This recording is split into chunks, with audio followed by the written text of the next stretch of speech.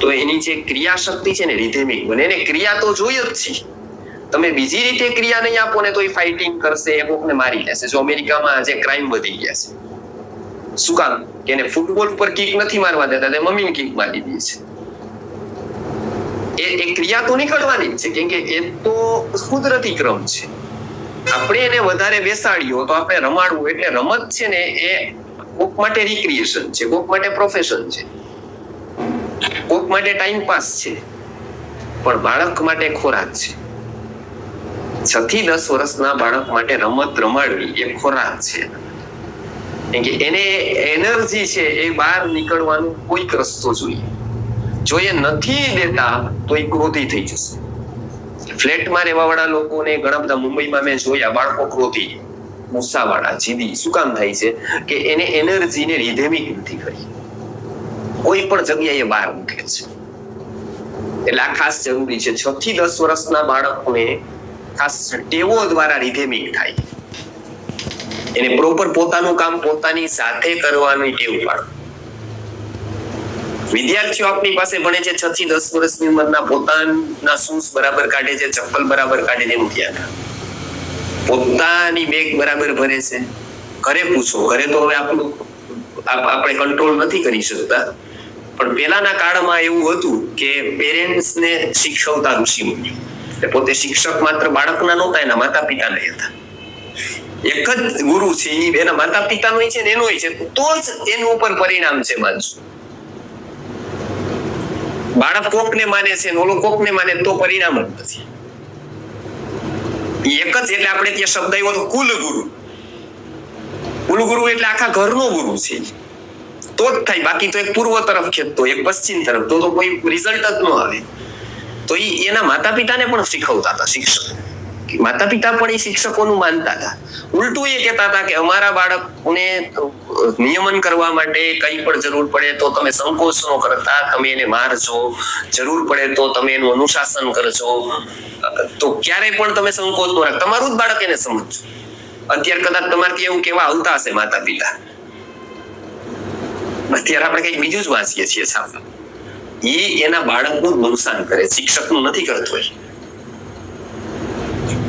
એ જ્યારે બાળકને એવું શીખવે છે કે શિક્ષક સામે ફરિયાદ કરે છે ને કે તમે કોણ કેવા વાળા, ત્યારે એ શિક્ષકને સ્ટીક રોકે છે, શિક્ષકને મારતા કે એની જે કહેવાય સ્કેલને રોકે છે, ત્યારે એને રોકી શકશે ખબર નથી કે પોલીસની લાઠી પડવાની તૈયારી પોતે કરે છે, પોતાના બાળક ઉપર પાડવાની.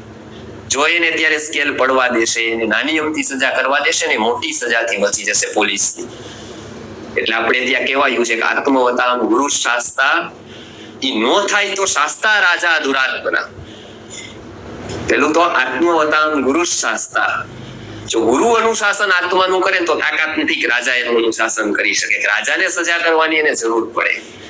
જો આત્મવતામ ગુરુ શાસ્તા નથી તો શાસ્તા રાજા દુરાત્મના. અને એ બેયથી નથી તો અપી પ્રચ્છન્ન પાપાનામ શાસ્તા વૈવ સ્વતોયવ. આ ગુરુ એને બધાથી બચાવે છે. એટલે ચારિત્ર ઘડતર પેલું મહત્વનું છે શિક્ષણમાં, જેની સાથે સાથે કમ્બાઈન કરેલું છે, જે આ ઉંમર છે એને ઘડતર કરવાની. ચારિત્ર એટલે કે બધા જોવે છે ત્યારે તમે શું કરો છો, એ ચારિત્ર નથી. ચારિત્ર એ છે કે જ્યારે કોઈ નથી જોતું ત્યારે તમે કેવા છો, ત્યારે તમે શું કરો છો, એનું નામ ચારિત્ર છે. મારી ક્યાંય નોંધ નથી લેવાતી છતાં પણ એક જગ્યાએ તો લેવાય છે. અને આજે ભારતને આની જરૂર ખરી કે નહીં? આજે હું કહું છું કે આઈઆઈટી આઈઆઈએમ નો વધે ને તો ભારત ચાલી જશે. કેમ કે અત્યારે કદાચ આપણે મશીનરીઝનું પ્રોડક્શન બિલકુલ બંધ કરી દઈએ હવે, તો એ કઈ આપણે મરી નહીં જાય. એટલું તો ખરું, મશીનનો બન્યું મરી ગયા એવું બનશે જ નહીં. એનાથી કદાચ ભૌતિક વિકાસ ઓછો થશે, પણ મૂલ્ય નિષ્ઠા અત્યારે ચારિત્ર ઘડતર નથી થતું ને. એટલે તમે જુઓ કે સમાજની શું સ્થિતિ છે. આજે વ્યક્તિ ઉપર વિશ્વાસ છે નથી. આજે મને એક એડવોકેટ મળ્યા હતા થોડાક ટાઈમ પહેલા. એ મને વાત કરતા હતા કે ફેમિલી કોર્ટમાં આપણા રાજકોટમાં જ એટલા બધા કેસ છે, શિફ્ટ કરવી પડી જામનગર. અને 3 વર્ષ સુધી ચાલે ને તો એનું હિયરિંગમાં વારો નથી આવે. એટલે એ લોકો જ કહે છે કે તમે ભાઈ બારોબાર સમાધાન બતાવી દો, આમાં નો.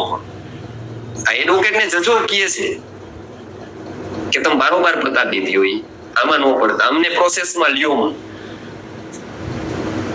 ગુરુ જો વયો જાય, શિક્ષણ જીવનમાંથી જાય ને તો શું સ્થિતિ થાય એ સમાજમાં આજે દેખાય છે કે જે શિક્ષણ જીવનમાંથી વયું જાય, જો તમે એને બાયપાસ કરો જ્ઞાનીને કે શિક્ષકને, તો સમાજ ક્યાં ગરતામાં ધકેલાય એને કોઈ રોકી ન શકે. એટલે હું તમને કહું છું કે 6 થી 10 વર્ષનો કાળ છે ને એ બાળકોમાં સૌથી શ્રેષ્ઠ ટેવો પાડવાનો સમય છે. સારામાં સારી હેબિટ આમાંથી આપણે વિકસિત કરી શકીએ. એના માતા પિતાને એજ્યુકેટ કરવાની, કેમ કે મને એવું લાગે છે અત્યારે કે બાળકોના એજ્યુકેશનની પછી જરૂર છે, પહેલા તેના માતા પિતાને એજ્યુકેટ કરવાની જરૂર છે. પહેલા તો એને